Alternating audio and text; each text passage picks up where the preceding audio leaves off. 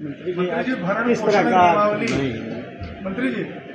नियमावली 2014 ले आए हैं आप कि माता पिता को उनके बच्चे परवरिश करें और ऐसा न करने को संपत्ति से नहीं, कल ही ये मंत्रिमंडल का महत्वपूर्ण फैसला था। हमें लगता है कि आप सब इससे सहमत होंगे कि यदा कदा यह भी कहीं न कहीं सूचनाएं आती हैं कि जो माँ बाप बच्चों को पाल करके बड़ा करता है और कहीं कहीं परिवार के लोग ही उस माता पिता को अलग कर देने का काम करते हैं, निराश्रित करने का काम करते हैं। कल ही आदरणीय मुख्यमंत्री जी की अध्यक्षता के मंत्रिमंडल के बैठक में मुख्यमंत्री जी की अध्यक्षता में हम सब लोगों ने निर्णय लिया। उस पर एक कड़े कानून भी बनाए हैं, उसमें व्यवस्थाएं भी दी गई हैं कि किन किन परिस्थितियों में अगर ऐसा कोई करता है तो उसके खिलाफ क्या कार्रवाई होगी और माता पिता के अधिकारों को भी कैसे संरक्षित किया जाएगा। अखिलेश यादव जी कह रहे हैं कि 27 में चुनाव में सरकार बनाने जा रहे हैं और सपा में विश्वास है जनता का।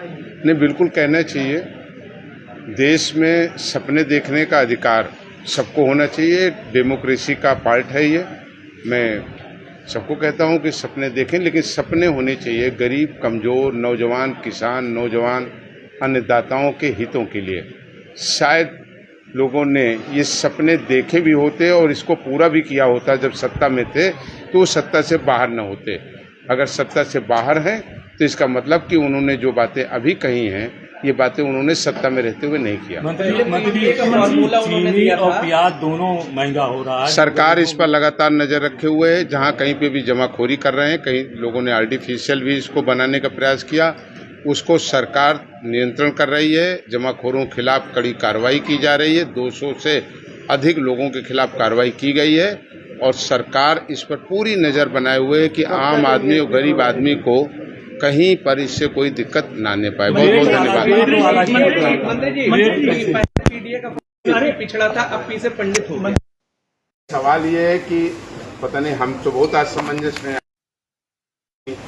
किसी एक राइटर ने लिखा, मैं पढ़ रहा था कि मैं डायरी में पीडीए के अर्थ लिख रहा था। डायरी मेरी भर गई है, लेकिन अभी पीडीए के पूरे अर्थ नहीं आ पाए।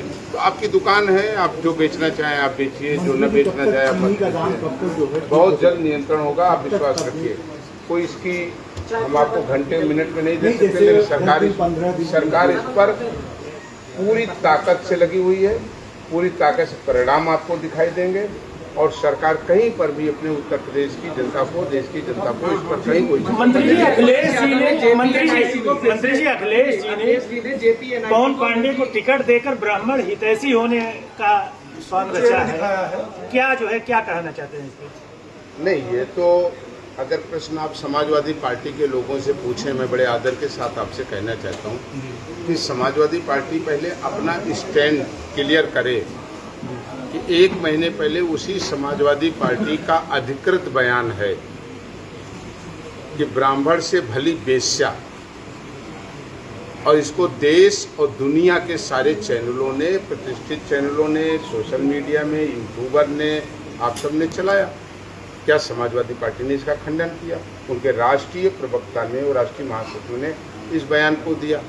तो समाजवादी पार्टी पहले ये तय करे कि जो उसका बयान है कि ब्राह्मणों से भली वेश्या, वो सही है कि आज जो वो स्वांग रच रहे हैं वो सही है। दोनों में यह क्लियर करने की जिम्मेदारी समाजवादी पार्टी की है।